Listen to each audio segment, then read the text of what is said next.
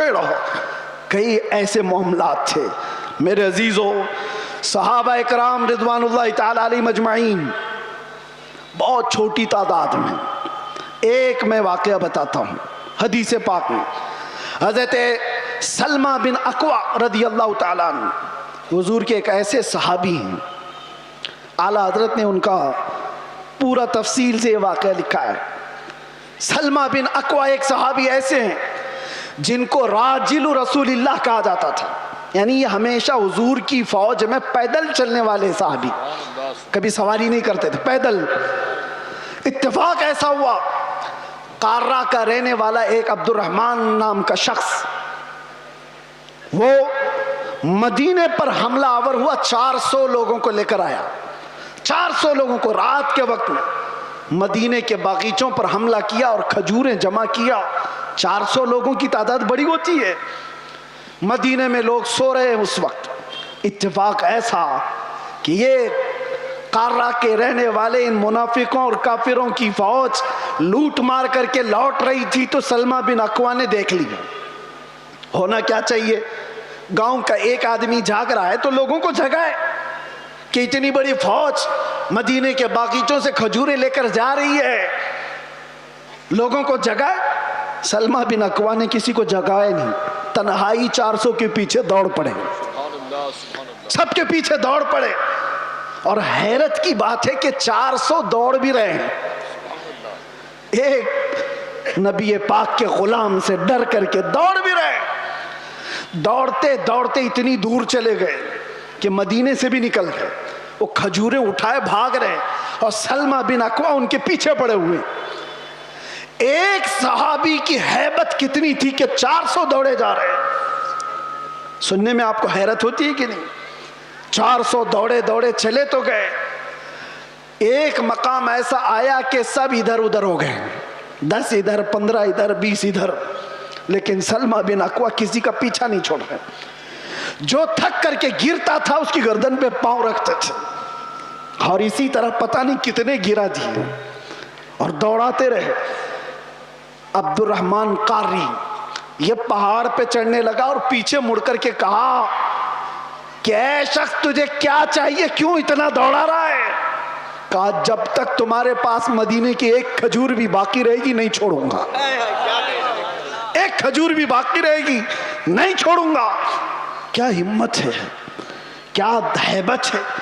اور وہ سامنے والے بات بھی کر رہے ہیں. ایک بات یاد رکھنا، یہ سارا پاور کاجو بادام کا نہیں ہے، نسبت مصطفیٰ کا ہے. حضور پاک کا غلام ہے، حاوی ہے. 400 کے 400 کھڑے ادھر ادھر بکھر گئے. عبد الرحمن قارہ کا رہنے والا جو شخص تھا اس نے لوگوں سے کہا کہ جس کے کندھے پر جتنی کھجوریں وہ پھینک دو، یہ ایسا خونخوار لگ رہا ہے کہ ہم میں سے کسی ایک کو بھی چھوڑے گا نہیں. چھوڑ دو کھجوریں، جان بچاؤ اور نکلو. لوگوں نے کھجوریں پھینکی، سب کچھ پھینکا اور بغیر کسی ایک بھی کھجور کے وہ لوگ واپس لوٹ گئے، سب چلے گئے. یہ سلمہ بن اکوع ساری کھجوریں جمع کر رہے ہیں اور اٹھانے جتنی اتنی، اتنا زیادہ وزن ہے کہ ایک آدمی اٹھا نہ سکے. کھینچتے ہوئے مدینے کی طرف لے کر کے آ رہے ہیں. راستے میں ایک اور صحابی حضرت ابو قتادہ مل گئے. پوچھا کہ کدھر سے آ رہے ہو سلمہ بن اکوع؟ کہا ایسا ایسا حال ہو گیا تھا رات کو اور میں ان کا پیچھا کیا اور سب کی کھجوریں واپس لے کر کے آ رہا ہوں. وہ مسکرائے. ارے بولنا تو چاہیے تھا، اور بھی تو لوگ آتے تمہارے ساتھ. تو سلمہ بن اکوع نے کہا مصطفیٰ کی محبت پر بھروسہ ہے، اکیلا ہی کافی تھا، مجھے وقت نہیں ملا کسی کو اٹھانے کا، میں خود ہی دوڑ پڑا. لیکن سلمہ بن اکوع نے پوچھا ابو قتادہ تم کیسے آ گئے؟ کہا مجھے میرے گھوڑے نے ہنہنا کر کے بتایا، یہ بہت ہنہنا رہا تھا اور اس راستے کی طرف منہ دکھا رہا تھا تو میں اپنا گھوڑا لیا اور دوڑ پڑا، دیکھا تو تم راستے پر آ گئے. اب سنو، اعلیٰ حضرت فرماتے ہیں کون سی چیز تھی سلمہ بن اکوع کی جو یہ ہیبت ان کے اندر پیدا کی ہوئی تھی، یہ طاقت و قوت اور یہ رعب پیدا کی ہوئی. صلی اللہ تعالیٰ علیہ وسلم کا نام کبھی بھی سیدنا کے بغیر نہیں کہا جائے گا. وہ ہمارے آقا ہیں، عام انسان نہیں ہیں. ہمیشہ سے یاد رکھو, آئی لو سیدنا محمد صلی اللہ تعالیٰ علیہ وسلم. میں جو بات کر رہا تھا سلمہ بن اکوع کی, اعلیٰ حضرت لکھتے ہیں وجہ کیا تھی؟ یہ ہیبت, یہ طاقت, یہ رعب. ایک تنہا انسان 400 پر بھاری کیسے ہوا؟ سلمہ بن اکوع کہتے ہیں بات یہ تھی کہ ایک بار نبی پاک صلی اللہ تعالیٰ علیہ وسلم نے سب کو بیعت کرنے کے لیے بلایا. لوگوں کو حضور بیعت کر رہے تھے. حضور صلی اللہ تعالیٰ علیہ وسلم سے حضرت سلمہ بن اکوع آلریڈی پہلے سے بیعت کیے ہوئے تھے. حضور نے سب کو بیعت کر کے پھر کہا سلمہ بن اکوع آ جاؤ تم بھی بیعت کر لو. میں نے عرض کیا یا رسول اللہ میں آلریڈی کر چکا ہوں, پہلے سے کیا ہوں. حضور نے فرمایا پھر سے اپنا ہاتھ دو. میں نے دوبارہ ہاتھ دیا. حضور پاک صلی اللہ علیہ وسلم پر بیعت کیا, ہاتھ پر بیعت کیا. پھر تھوڑی دیر کے بعد میرے آقا نے فرمایا سلمہ بن اکوع بیعت کر لو. حضرت سلمہ بن اکوع کہتے ہیں یا رسول اللہ 2 بار میں نے بیعت کر لیا. حضور نے فرمایا بار بار اپنا ہاتھ میرے ہاتھ میں دے تو سکتے ہو. سلمہ بن اکوع کہتے ہیں میں نے تیسری بار اپنا یہ ہاتھ دیا حضور پاک کے دربار میں, ان کے دستے پاک میں.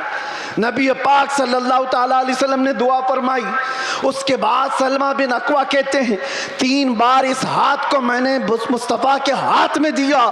اس کے بعد قسم خدا کی کسی بڑے اونچے پہاڑ سے بھی مجھے کبھی ڈر نہیں لگتا, کوئی سامنے آئے کبھی خوف نہیں ہوتا. یہ نسبت مصطفیٰ ہے جو انسان کو ممتاز کرتی ہے. آج میرے عزیزو تمہارا نام بارگاہ مصطفیٰ سے جڑا ہوا ہے, اس لیے شرم کرو اور حیا پیدا کرو. کبھی تم شراب کے اڈوں پر نظر نہ آؤ, کبھی تمہارے ہاتھوں میں تاش کے پتے نظر نہ آئیں, کبھی تمہاری آنکھوں میں بے حیائی نہ ناچے, کسی اجنبی عورت پر تمہاری بے حیا آنکھیں نہ جائیں, اس لیے کہ تمہارا نام میرے مصطفیٰ کے نام سے جڑا ہوا ہے. ان نسبتوں کا جب تک احترام کرتے رہو گے پاور اور طاقت ویسی باقی رہے گی. انرجی کو دنیاوی خرافات میں ضائع نہ کرو. اللہ نے آج بھی تمہارا رعب باقی رکھا ہے, آج بھی ہے. ہم نے خود محسوس کیا ہے, ہم نے دیکھا ہے. آپ کو خود کو اندازہ نہیں لیکن دنیا کو اندازہ ہے. اللہ تبارک و تعالی محبت مصطفیٰ کے صدقے یہ عزت اور یہ ہیبت, یہ طاقت, یہ رعب عطا کرتا ہے. لیکن اگر تم یہ سوچو گے کہ عزت ہم کسی اور ذریعے سے ڈھونڈیں گے, ہم نے دیکھا ہے لکھنؤ میں آج سے 2-3 سال پہلے ایک کتا آیا تھا جو اپنا نام بھی بدل لیا تھا, یاد ہوگا, بہت ٹی وی پر بٹھا دیا جاتا تھا.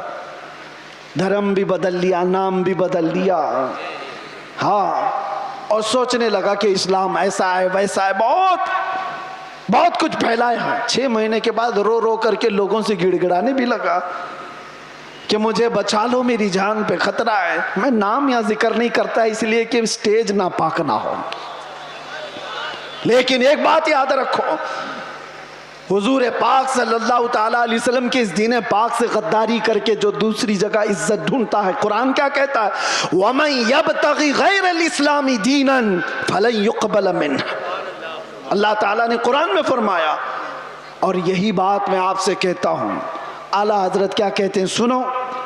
اعلیٰ حضرت فرماتے ہیں بارگاہ مصطفیٰ صلی اللہ تعالیٰ علیہ وسلم سے جو غداری کیا, جو ان کے در سے یار پھرتے ہیں, در بدر یوں ہی خار پھرتے ہیں, در بدر یوں ہی خار پھرتے ہیں. عزت ڈھونڈو آمینہ کے لال کے پاس, عزت ڈھونڈو گنبد خضرا کے مکین کے پاس. ہم نے دنیا میں دیکھا ہے جو نبی پاک کی غلامی کو اپنائے ہیں 70 سال کے بھی ہوتے ہیں تو ان کی خوبصورتی میں فرق نہیں آتا. 80 سال کے بھی ہو جائیں تو ان کو بوڑھا کوئی نہیں کہتا. آج بھی موجود ہے ہمارے مشائخ, لیکن عزتوں میں کوئی کمی نہیں. اور جنہوں نے پوری ہندوستان میں فتنہ و فساد مچا کر کے سیاست کیا تھا, 90 سال کے اوپر بھی ہو گئے, بھی مرنے کو تیار نہیں. ایسے بہت سارے لیڈر بیٹھے ہوئے ہیں جن کو کوئی پوچھتا بھی نہیں, اخبار کے کسی کونے میں ان کا نام بھی نہیں. بہت سارے ایسے 40 سال لوگوں کی نوکریاں کرتے رہے. میں جاب کی بات نہیں کر رہا ہوں, سیاست میں اس کی چاٹتے رہ گئے تلوے. اور کچھ نہیں حاصل کر پائے، لیکن میرے مصطفیٰ کی غلامی جس نے اپنے گلے میں ڈال دیا تھا، پھر دیکھو آپ حضور تاج الشریعہ کے آخری ادوار کو ہم نے دیکھا ہے، ظاہری زندگی کے آخری دور کو بھی دیکھا ہے۔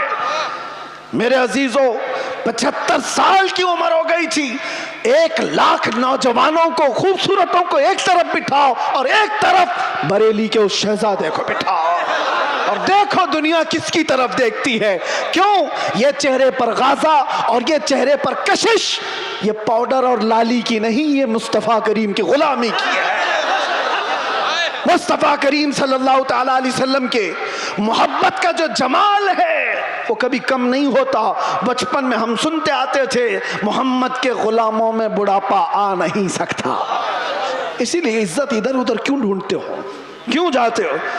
ان نوجوانوں پر مجھے بڑا ترس آتا ہے جو کہتے ہیں دنیا پتہ نہیں کیا کہے گی، 5 گرام کی ٹوپی ان کو بھاری لگتی ہے، 5 کلو کی پھٹی جینز پہن کر کے فیشن سمجھتا ہے، داڑھی اس کو بہت بھاری لگنے لگتی ہے، چبھتی ہے، گڑتی ہے، روز اس کو نکال کر کے گٹر نالی میں پھینک دیتا ہے، اور داڑھی بھی بیچاری اتنی ضدی ہے، روز آ کر کے اس کو بتاتی ہے تم مرد ہے، وہ نکال کر کے کہتا ہے نہیں ہوں میں، وہ بھاگ رہا ہے۔ کیسی حیرت کی بات ہے، تم ضد پہ اڑے ہو کہ نہیں ہوں میں، اور وہ بھی ضد پہ اڑی ہے، روز آ کے بتاتی ہے کہ تم مرد ہے۔ بیچارہ آخری دم تک ماننے کو تیار نہیں۔ اور حیرت کی بات ہے جب ان سے پوچھا جائے دنیا کا سب سے حسین چہرہ کون سا تھا تو سب ایک زبان ہو کر کہتے ہیں آمینہ کے لال کا چہرہ سب سے حسین تھا۔ پھر میں پوچھتا ہوں اس آمینہ کے لال کے چہرے پر جب داڑھی تھی تو تجھے عیب کیوں لگتی ہے، تجھے بری کیوں لگتی ہے؟ دنیا کا سب سے زیادہ حسین چہرہ میرے مصطفیٰ کا تھا، اور وہ داڑھی والا تھا۔ اور ایک بات ان عورتوں سے بھی کہتا ہوں جو عورتیں کھلے بال میں سمجھتی ہیں کہ یہ فیشن ہے، آدھے ننگے پن کو سمجھتی ہیں فیشن ہے، یعنی دنیا نے ان کو یہ بتایا ہے کہ ننگے رہنے کو فیشن کہتے ہیں، آدھے کپڑے پہننے کو فیشن کہتے ہیں۔ اگر آدھے کپڑے پہننا فیشن ہے تو تم سے زیادہ فیشنیبل تو بھینس ہے جو پوری ننگی رہتی ہے، وہ کبھی کوئی کپڑا نہیں پہنتی۔ وہ جانور تو تم سے زیادہ فیشنیبل ہے، پورے اوپن ہے۔ جانوروں کی طرح دنیا تمہیں بنانا چاہتی ہے اور تم سمجھ رہے ہو فیشن ہے۔ فیشن وہ نہیں۔ نوجوانوں سے کہتا ہوں دیکھنا ہو تو خالد بن ولید کو دیکھو، عورتیں دیکھنا ہو تو میرے مصطفیٰ کی بیٹی کو دیکھو۔ سب عورتیں کہتی ہیں اللہ ہمیں کنیزان فاطمہ میں شامل کرے، دعا تو کرتی ہیں اور فخر بھی کرتی ہیں، کنیز فاطمہ نام بھی رکھتی ہیں، لیکن سوچا کبھی دنیا کی سب سے عزت والی خاتون جس کا مقام قیامت کے دن بھی کیا ہوگا پتہ ہے؟ فرشتوں کو آپ کو میں بتا رہا ہوں، حدیث میں موجود ہے، فرشتہ محشر کے میدان میں اعلان کرے گا غضوا ابصارکم فإن فاطمہ بنت محمد تمر الی الجنہ۔ اے محشر والے لوگ سب اپنی آنکھیں نیچی کر لو، محمد عربی کی بیٹی جنت کی طرف جا رہی ہے۔ قیامت کے دن اعلان ہو رہا ہوگا۔ عزت کا وہ مقام میدان محشر میں جس کی عزت کا اعلان ہو رہا ہوگا۔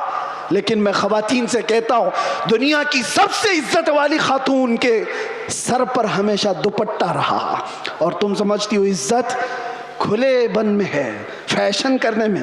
فیشن وہ ہے ہی نہیں، ہم اس کو فیشن نہیں سمجھتے، وہ جانوروں والی زندگی ہے جو عورتوں کو ننگا کر کے ہوس کے پجاریوں کے سامنے لا کر کھڑا کیا جاتا ہے۔ عورت کو ان لوگوں نے تماشا بنایا ہوا ہے، عورت کو دنیا نے آج آلہ کار بنایا ہوا ہے، اپنی ہوس کا نشانہ ہے۔ کیوں؟ کیا عزت والے لوگ اپنی بیٹیوں کو اس طرح سے رکھنا چاہتے ہیں؟ وہ دوسروں کی بیٹیوں کو ننگا دیکھنا چاہتے ہیں، اپنی بیوی کو اور اپنی بیٹی کو نہیں، دوسروں کی بیٹیوں کو ننگا دیکھنا چاہتی ہے دنیا۔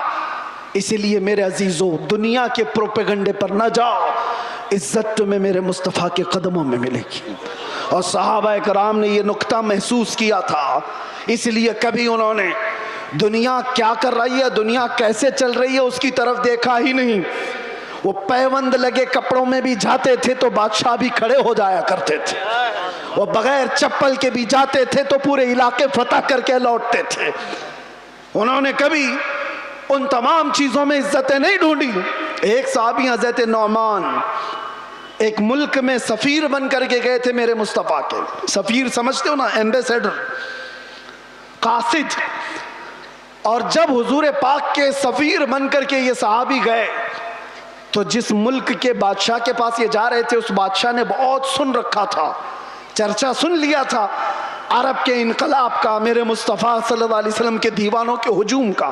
تو اس نے کیا کیا، انتظامات کیا، تیاریاں کی، قالین بچھایا، ریڈ کارپیٹ آج بھی کسی کے لیے بچھایا جاتا ہے، ریشم کا قالین بچھایا، سونے سے کلائی کی ہوئی کرسی لگا دیا کہ محمد عربی کا سفیر آ رہا ہے۔ بادشاہ خود مسلمان نہیں تھا لیکن عزت کر رہا تھا۔ حضرت نعمان جس وقت وہاں پہنچتے ہیں، دیکھا ان کا انتظام یہ ریشم کے قالین سے، آپ نے ٹھوکر مار کر کے ریشم کے قالین کو الگ کر دیا، زمین پر چلنے لگے۔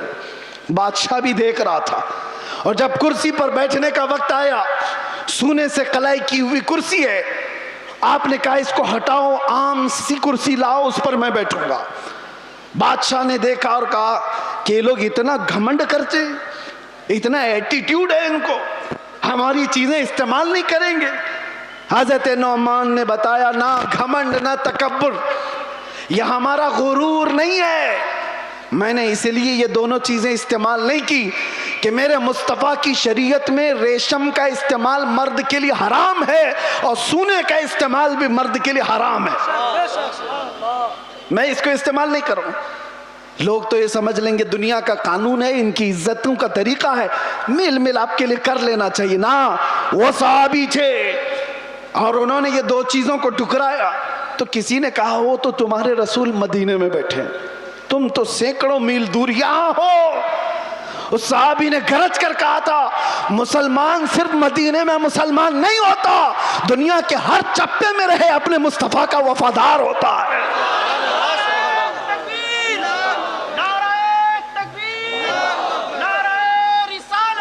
اپنے نبی کا وفادار ہوتا ہے۔ ان صحابہ نے عزتیں اپنے نبی کی نسبت میں ڈھونڈی تھی۔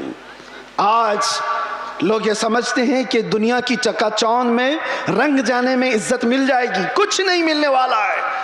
زندگیاں گزر جائیں گی، لوگوں کی ٹھوکروں پر ہی جیتے رہ جاؤ گے، لوگ اچھالتے رہ جائیں گے۔ ہاں، نبی پاک صلی اللہ تعالیٰ علیہ وسلم سے وفاداری اور ان کی محبت میں جو عزت ہے، میں کہتا ہوں چند تکلیفیں تو آ سکتی ہیں لیکن قلب کا جو سکون ہے وہ دنیا کی جھولیوں میں کبھی نہیں ملے گا۔ الحمدللہ ہم نے یہ چیز محسوس بھی کیا ہے۔ دنیا جس طرح بھی تکلیف دینے کی بات کرتی ہو لیکن مصطفیٰ کریم کی یاد ہمیں سکون بخش دیتی ہے، ان کی یادیں ہمیں دل کی طمانینت عطا کر دیتی ہیں۔ آ جاؤ اے میرے سنی مسلمانوں، اعلیٰ حضرت کی اس بات پر ہم جمع ہو جاتے ہیں جس میں انہوں نے کہا تھا آج لے ان کی پناہ، آج مدد مانگ ان سے، کل نہ مانیں گے قیامت میں اگر مان گیا، انہیں جانا انہیں مانا، نہ رکھا غیر سے کام، للہ الحمد میں دنیا سے مسلمان گیا۔ سارے ٹینشن، سارے ڈپریشن کا ایک ہی علاج ہے، کس کو راضی کرو گے؟ ایک کو راضی کرو گے دوسرا ناراض، دنیا یہی ہے۔ اسی لیے آؤ، سب کو راضی کر بھی نہ پاؤ گے، زندگیاں ختم ہو جائیں گی۔ اسی لیے اعلیٰ حضرت کہتے ہیں سارے ٹینشن، سارے ڈپریشن کا ایک ہی علاج ہے، انہیں جانا انہیں مانا، نہ رکھا غیر سے کام، للہ الحمد میں دنیا سے مسلمان گیا۔ اپنے آپ کو بارگاہ مصطفیٰ کے حوالے کرو، بمصطفیٰ برساں خیش کے دی ہم اوست، گر بہو نہ رسیدی تمام بول حبیست۔ یہ اقبال کہتا ہے اپنے آپ کو نبی کے قدموں تک پہنچا دے، اسی کا نام دین ہے، اور اگر تو وہاں تک نہیں پہنچا تو زندگی ابو لہب کی طرح ہے، زندگی ابو لہب کی طرح ہے۔ اے نوجوانوں، نبی پاک صلی اللہ تعالیٰ علیہ وسلم سے وفاداری کا مطلب کیا ہے؟ وفاداری کس کو کہتے ہیں؟ ابھی میں کہوں گا تو نعرے زور سے لگاؤ کہ یہ وفاداری ہے، اور پھر ایک ڈنڈا پڑے تو سارے بھاگ جائیں، یہ وفاداری ہے۔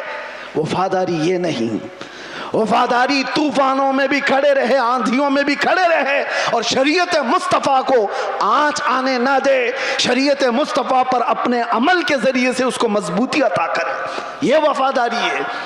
مثال کے طور پر میں اگر کسی کو کوئی چیز دے کر کے جاتا ہوں، ایک کپڑا ہی صحیح، محبت کا تقاضا تو یہ ہے کہ لوگ اس کو سنبھال کر رکھیں گے، صحیح بات ہے۔ میں اگر اپنا امامہ کسی کو دے دوں، 4 لوگوں کو، اور میں کہوں کہ اس کو سنبھالو، تمہاری اگر محبت ہے تو اس چیز کو سنبھال کر رکھو گے۔ لیکن وقت ایسا آیا کہ ساری جگہوں پر بولتے تو گھوم رہے، ہمارے پاس یہ ہے، ہمارے پاس امامہ ہے، ہمارے پاس کپڑا ہے، لیکن پوچھا گیا ہے کہاں؟ پتا چلا کسی گٹر میں رکھا ہوا ہے، کسی کیچڑ میں ہے، کسی مٹی میں ہے، کہیں پڑا ہوا ہے۔ بس زبانوں پر ہے کہ ہمارے پاس ہے، بلا تشبیہ بلا تمثیل۔ دین مصطفیٰ کے ساتھ ہم نے یہی کیا ہوا ہے، فخر تو کرتے ہیں کہ ہم مسلمان ہیں، اسلام ہمارے پاس ہے۔ کہاں ہے وہ اسلام؟ نہ عورتوں پہ نظر آ رہا ہے، نہ بچیوں پہ نظر آ رہا ہے، نہ شادیوں میں نظر آ رہا ہے، وہ اسلام ہے کہاں؟ زبانوں پر۔ وفاداری اس کو نہیں کہتے، وفاداری یہ ہے کہ تمہارے جسم پر اسلام نظر آئے، تمہارے عمل میں اسلام نظر آئے، تمہارے اخلاق میں اسلام نظر آئے، تمہارے بول چال میں، تمہارے طریقہ کار میں اسلام نظر آئے۔ مسجدوں میں کیوں نہیں نظر آتا؟ فجر میں کیوں غائب ہو سارے کے سارے؟ اسلام کہاں ہے؟ میرے عزیزو، نعرہ لگانا یہ دنیا کا سب سے آسان کام ہے، یہ شہادت گہے الفت میں ہے قدم رکھنا، لوگ آسان سمجھتے ہیں مسلمان ہونا۔ اور اسی لیے میرے آقا صلی اللہ علیہ وسلم نے ایک صحابی سے فرمایا تھا، ہم تو چھوڑو، ہم تو بہت نکمے لوگ ہیں، بہت دور کے ہیں، وہ صحابہ تھے جو دنیا کے سب سے اچھے لوگ تھے۔ ایک صحابی نے آ کر کے حضور سے اتنا کہا تھا، واللہ انی لا احبک یا رسول اللہ، قسم خدا کی ہے اللہ کے رسول، میں آپ سے بہت محبت